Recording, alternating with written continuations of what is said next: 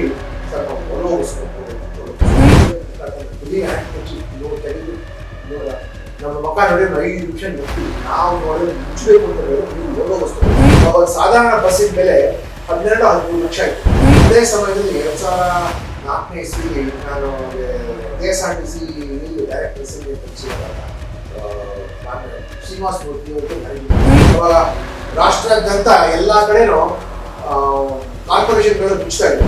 Orissa corporation ಮುಚ್ಚಿಬಿಟ್ರು, ಪಂಜಾಬಲ್ಲಿ ಮುಚ್ಚಿಬಿಟ್ರು, ಮತ್ತೆ ಮಧ್ಯಪ್ರದೇಶ ಕೂಡ ಮುಚ್ಚಿಬಿಟ್ರು.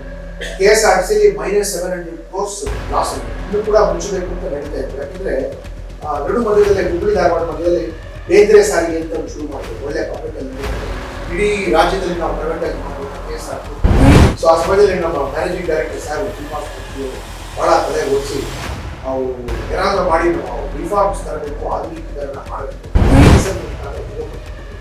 ಹೋಗಿ ಸ್ವಲ್ಪ ಒಲೋಗಿಸ್ಬೇಕು. ನಮ್ಮ ಮಕ್ಕ ನೋಡಿ 5 ನಿಮಿಷ ನಿಲ್ತೀವಿ. ನಾವು ನೋಡಿದ್ರೆ ಮುಚ್ಚಬೇಕು ಅಂತ ಹೇಳಿದ್ರೆ ನೀವು ಒಲೋಗಿಸ್ಬೇಕು. ಅವಾಗ ಸಾಧಾರಣ ಬಸ್ಸಿನ ಬೆಲೆ 12-13 ಲಕ್ಷ ಇತ್ತು. ಅಂದರೆ 6 ಲಕ್ಷ 3 ಲಕ್ಷ ಚಾಸಿ ಇದೆ. ಬಸ್ ಕಟ್ಟಕ್ಕೆ ನಮ್ಮ ಬಾಡಿ ಕಟ್ಟಕ್ಕೆ ನಮ್ಗೆ 12.5-13 ಲಕ್ಷ. ಒಂದು ಓಲೋ ಬಸ್ಗೆ 45 ಲಕ್ಷ. ಈ ಒಂದು ಓಲೋ ಬಸ್ಗೆ 1.5 ಕೋಟಿ. ಶ್ರೀನಿವಾಸ ಮೂರ್ತಿ ಸಾಹೇಬರು ಬಹಳ ತಾಳ್ಮೆ ಆಯಿತು. ಪ್ರಯೋಗದ ಮೇಲೆ 2 ಬಸ್ ತರ್ತೀವಿ ಸರ್, ಸರಿ ಹೋದರೆ ಮುಂದೆ ವರ್ಷ ಇದು ಬೇಡ ಕೈ ಬಿಟ್ಟು ಆಯಿತು. ಪ್ರಯೋಗ ಮಾಡಿ ನಾವು ಪ್ರಯೋಗದ ಮೇಲೆ 2 ಬಸ್ ಎಷ್ಟು ಯಶಸ್ವಿ ಆಯಿತು. ಏನು 2003-2004 ಇಸ್ವಿಲಿ 2 ಬಸ್ ಇವತ್ತು outside Europe biggest Volvo fleet holder ಮೂರುವರೆ ಸಾವಿರ.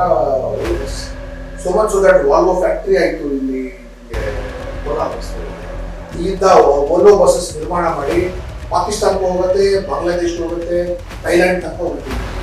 ಏನಾದರೂ ಒಂದು ಕೊಡುಗೆ ನಾವು ಗುರುತಿಸ್ಕೊಂಡಿದ್ರೆ ಅವಾಗ ನಮ್ಗೆ ಅನ್ಸುತ್ತೆ ವೋಲ್ವೋ ಬಸ್ ಹೋಯ್ತು ಅಂದರೆ ನಮಗೆ ಸಂತೋಷ. ನಾವು ಆ ಪ್ರಯೋಗದಲ್ಲಿ ನಂದು ಒಂದು ಕೊಡುಗೆ ಇತ್ತು.